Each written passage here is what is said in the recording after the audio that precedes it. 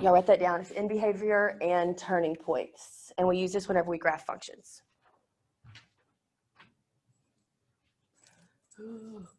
Okay.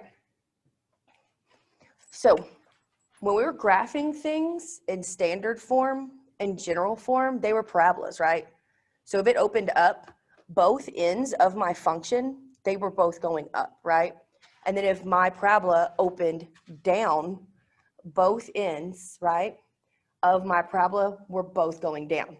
So it's fairly easy to know the behavior of the ends of my graph because it's like, well, does it open up or does it open down? These graphs, they do this, right? So if I can find certain times where it crosses or touches at the x-axis and where it crosses the y-intercept, the last thing I need to know to accurately graph it is what do my ends look like? Those are your options, literally right here. It's gonna rise and fall, it's gonna fall and rise, it's gonna rise, rise, it's gonna fall, fall. Okay, this is actually called the leading coefficient test, which, because again, math people are lazy, will be referred to as LCT, leading coefficient test. I want to go ahead and do this little table right here, and then we're going to talk about what each of these parts are. Okay, I've got a 3 by 3 table. I'm going to give you about a minute to write that before I start talking because I don't want y'all to not hear me. Well, about half a minute, doesn't take too long.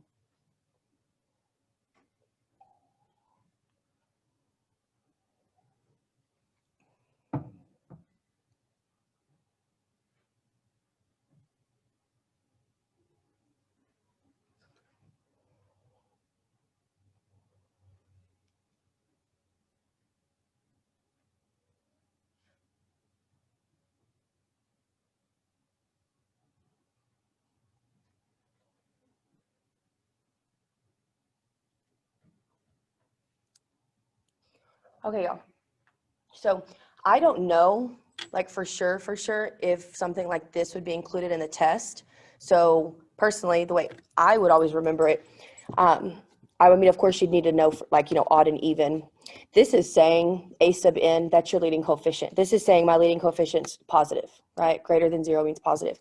Less than 0 means negative. As far as these are concerned, I would always start over here. That looks like an X, right? So broken up X. So if I know this looks like a broken up X, the next thing I would remember is that the ends of these, the points, like the tips of them, these touch. So that's how I knew how to draw this one. And then this is the opposite of whatever I drew. So here's the other part of my X. There's my arrow. So there's my arrow. And then whatever this one's doing, that's doing the opposite. In a perfect world, I'll throw it on an exam. You know what I mean? Like, know the process. I don't want that to be what messes somebody up. Okay, now let's go over these things. Odd n literally means that your degree is an odd number. So similarly, your even n means your degree is an even number, okay?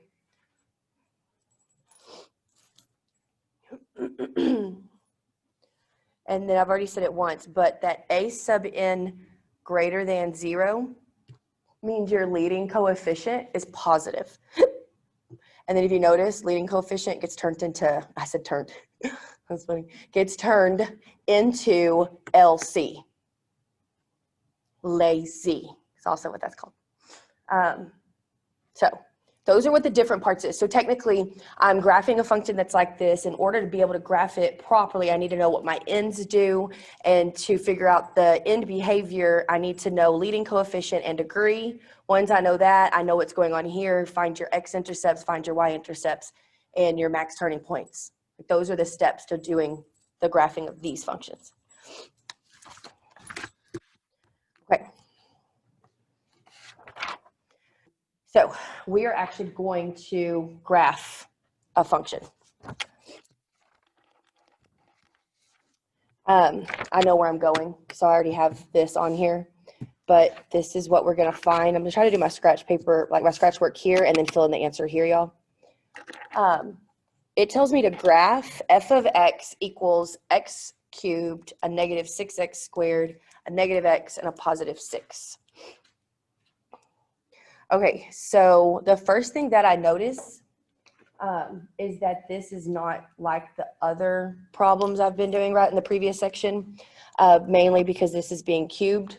And because I know it'll actually start asking me if the graph falls or rises to the left and to the right, right? When it starts asking me questions like that, I know I'm doing this section. And so what you do for A is your leading coefficient test. And so what I need to know, I could probably just write it here. What I need to know is what is my leading coefficient? Where's my paper with that on it? What is my leading coefficient and what is my degree?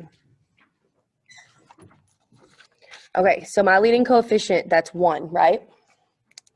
So my leading coefficient equals 1. That's greater than 0. And my degree, this is like those questions we did at the end of the last class. My degree was the highest exponent. So my degree equals 3. So do y'all see how my leading coefficient, which is right here, is greater than 0? So I'm in this row. And then my degree is 3. 3 is odd, so I'm in this second column. And that tells me that my graph falls to the left and rises to the right. This one would be rise left, rise right. This one would be rise left, fall right. Do you see what I'm saying? That's where those are coming from. But this one specifically is going to fall to the left and rise to the right. So, I mean, as far as just my own notes in solving this, very ugly line, but I'm going to go and do that. That's going to tell me what I do whenever I graph. Okay, so now what we're going to do is find our X-intercepts again, just like the last time, the actual factoring and stuff that's done, y'all. I'm just kind of doing that quickly, okay? So to find our X-intercepts, I know that what I've been doing is setting f of x equal to 0. So I literally have 0 equals, that's my f of x, right? So I have 0 equals, I'm going to do this so I can actually go and start solving it, y'all. No, I'm going to rewrite it. X cubed negative 6x squared negative x positive 6. Feels just like that problem we already did. Okay, so we do this. This is very similar to the one we already did. What we do is we split and we pull a GCF. The only thing they have in common is an x squared. We divide. We get x and a negative 6. Bring down your sign. They have a 1. And you also get an x negative 6. If I set those factors equal to 0. Okay. Again, noticing that that is a difference of squares. So I would probably want to go ahead and expand it unless you can see that here my x is squared. So whatever answer I get here is going to have, it's going to have a positive and a negative value, okay? But I think it'll just be easier. Let's literally expand this. This is using the difference of squares. And so now what I can do is actually solve both of these. I get x equals 1. I get x minus 1. I get x equals 6. The multiplicity for 1, there's only 1, so its multiplicity is 1. Multiplicity for negative 1, there's only 1 negative 1, so the multiplicity is 1. Same exact thing here. Odd multiplicities tell me to cross, right?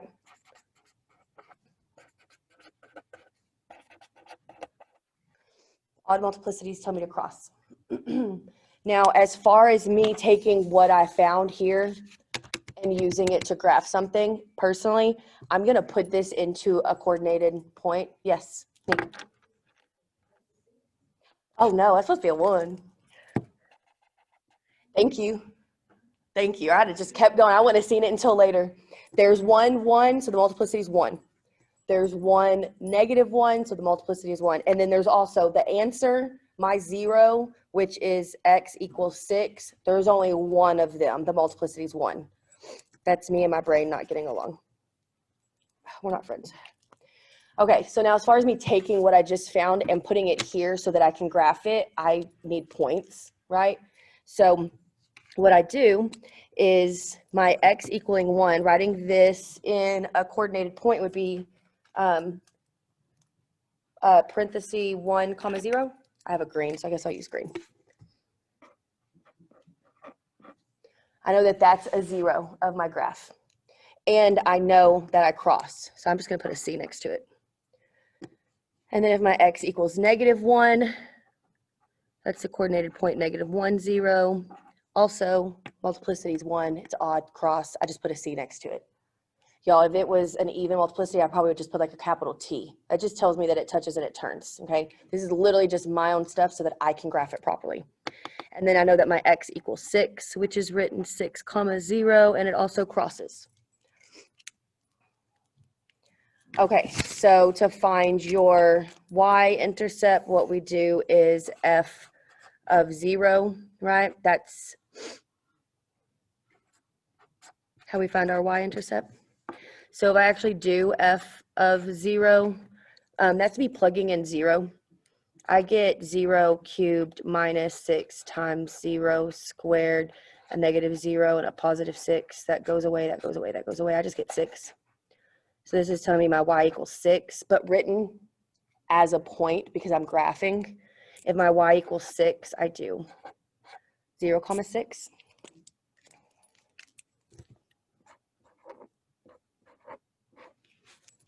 Which I have right there, 0, comma 6. Okay, so if you notice, I already have the answer for the symmetry. Y'all remember I told you these graphs, they do this. I don't see these ever having symmetry about the y-axis or the origin.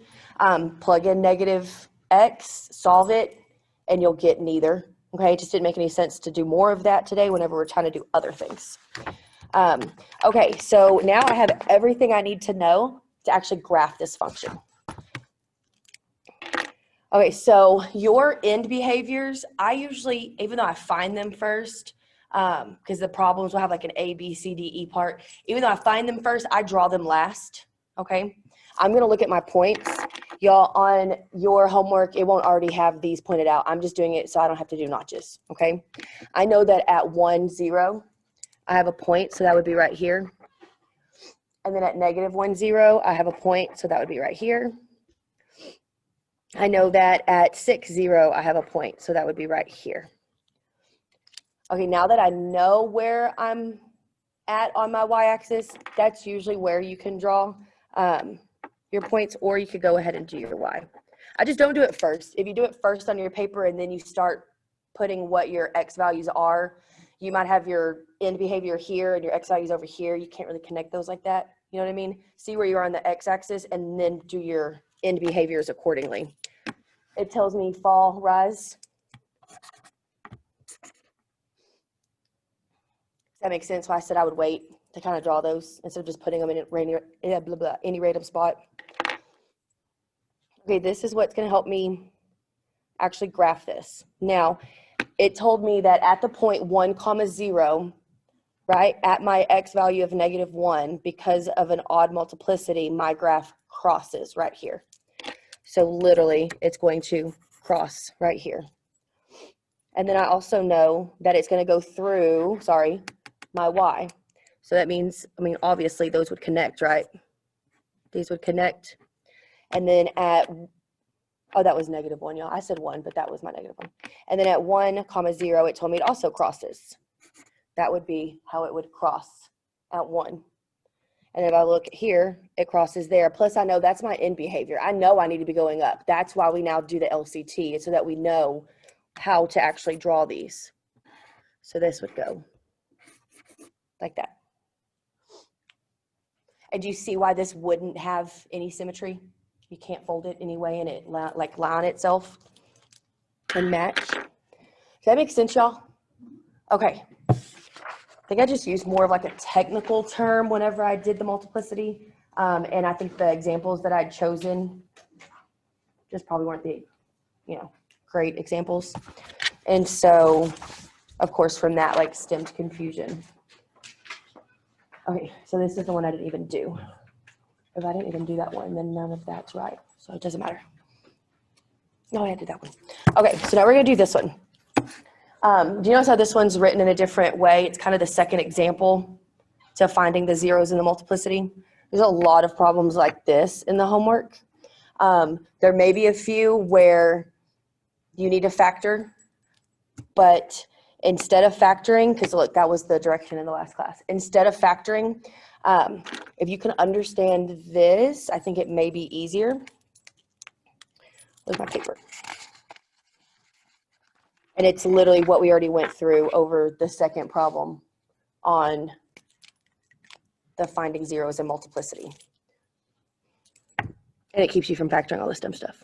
Okay, so for my, I'm going to delete this because we're not using this right here.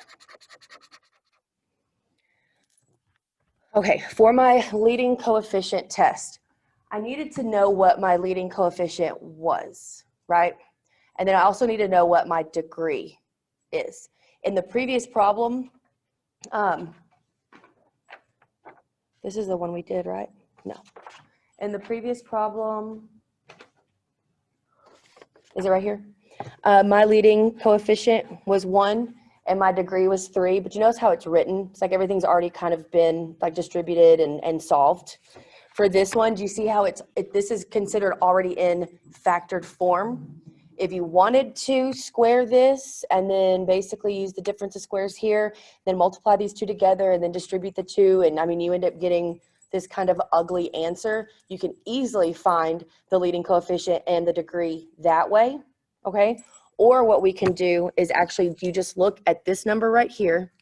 So my leading coefficient is a -2. And that is what, less than 0? And then for your degree, what you do is you're going to add the exponents. So you don't look at the -2. It doesn't even have a variable. But we would look here. This is saying that this factor is being squared. So it's like 2 of them would exist. That's why I wrote it like this. I'm trying to show y'all. This can be written like this, right? And then this is a difference of squares, and it can be written like this. The shortcut, instead of doing all the factoring, is look at all of your exponents on your factors, bless you, and add them. So the exponent here is 1, plus 1, plus 2, plus 3. Oh, how did I say that? 1 plus 1 plus 1 plus 1 is 4. I don't know how I added wrong just then. So my degree would be 4. The reason why it looks confusing here is I've got an exponent on the inside. But if you have that, you can do 2 plus 2 is 4. That saves you the mess of factoring everything out and like distributing it and solving it and getting all of this right here, okay? And it'll help moving forward because all you need to identify are those powers. Okay, so now let's find the X-intercepts and the Y-intercepts. Oh, hold on. Let's figure out first if it's gonna, like the actual test itself. I have it right here. Okay, so my leading coefficient, that's my A sub n, that is less than 0, so I'm here. I'm on the bottom, y'all. And then my degree is 4, so that's even. So this tells me that it falls to the left and it also falls to the right. So both of the behaviors of the ends are going to go down. And so what I would do here is just telling myself that for whenever I graph. Okay, so X-intercepts is f of x equals 0. I'm going to rewrite this function, but instead of f of x, I'm writing 0 equals -2 open x minus 4 squared and then squared 1. So this factor, x minus 4, it's being squared, right? So whenever I solve what's inside of here, I'll have that answer 2 times technically. This is the multiplicity. And then this, I know it can be written like this, but this is literally saying that I've got that factor of x twice. So whatever I get for the answer, I think that one ends up being different. Because it's being squared, I'll have a positive and a minus. So just for continuity and to help really make it obvious, I'm going to write it in this expanded form, okay? Because sometimes just looking at the powers after you find the zeros, it can be confusing. Okay, so my -2, that's not a factor. So I'm not going to set that equal to 0. It kind of just goes away. Technically, what you would do algebraically is divide both sides by -2 to like make it go away. And if I divide this by -2, that goes away. And if you do 0 divided by -2, you still have 0, right? The only thing we need to do, we're just going to set all of these equal to 0. So if y'all notice, I have 2 x minus 4s, right? So what's the multiplicity of that going to be? Yep. What I mean as far as using this, because that x is being squared, that doesn't mean the multiplicity is going to be 2. I'm looking at the factors, right? Outside of the parentheses is being squared, so I get 2 of those. Inside, the x is being squared. That doesn't mean it has a multiplicity of 2, okay? That's what I meant, like how it can get confusing. That's why I did this. So x minus 4 is x equals 4, and then x minus 4 is going to be x equals 4, x minus 1 is going to be x equals 1, x plus 1 is going to be x equals -1. The multiplicity is how many times do you have that answer. There's 1, x equals 4. Here's 2, x equals 4. My multiplicity is 2. Because it's even, what I do is I touch and I turn, and that's for those solutions right there. This one, I only have 1, 1, so my multiplicity is 1, which makes it odd, which means it crosses. And then here I only have 1, -1, which means my multiplicity is odd, which means it's crossing. I don't want to square it. Okay, so that's all the information for my x-intercepts and literally the behavior of my graph and what happens, right? So on here, I just kind of, write less words. And so for my x-intercepts, I know that x equals 4. So if x equals 4, written like in an ordered pair, like, yeah, I would get 4, 0, had an even multiplicity, so it touches and it turns. And then I have my x equals 1, so that's 1, 0. That is an odd multiplicity, so it means it crosses. And then here I have -1, also an odd multiplicity, which means it crosses. I'm going to use those facts whenever I plot those points to know what my graph is doing.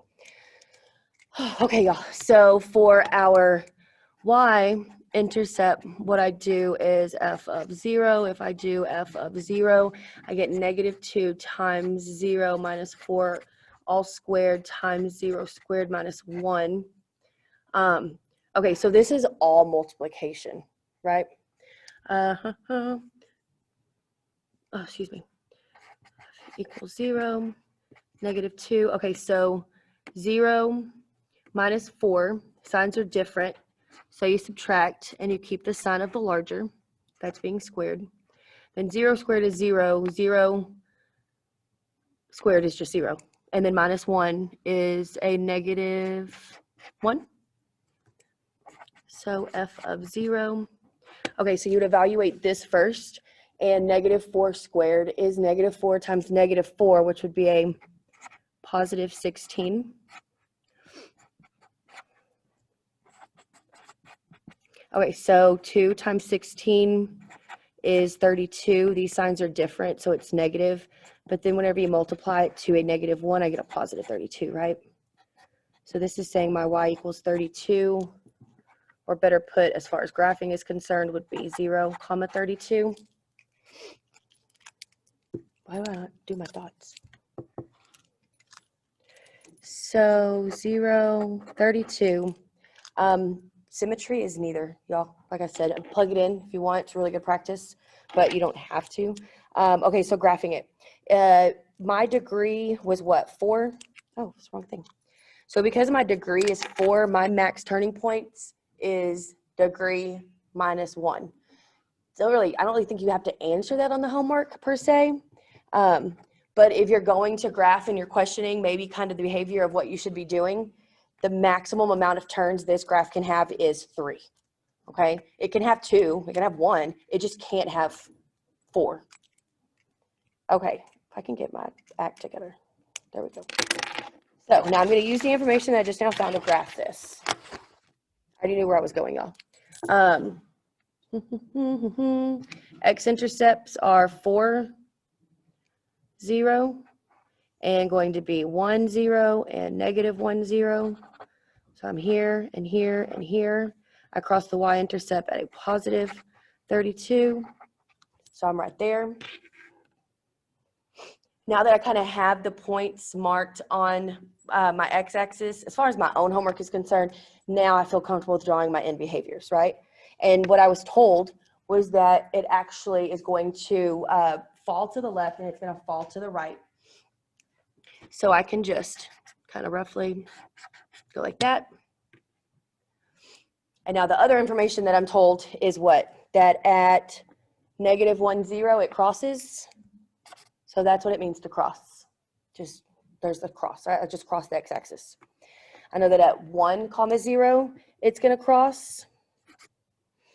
I know that at 4, 0, it's going to touch and turn. So I'm not going to draw a line through the x-axis, okay? And I'm actually going to kind of wait on that one, okay? I do know I'm going to go through 32, so I feel comfortable doing this right now. So I'm going to go through my y equals 32.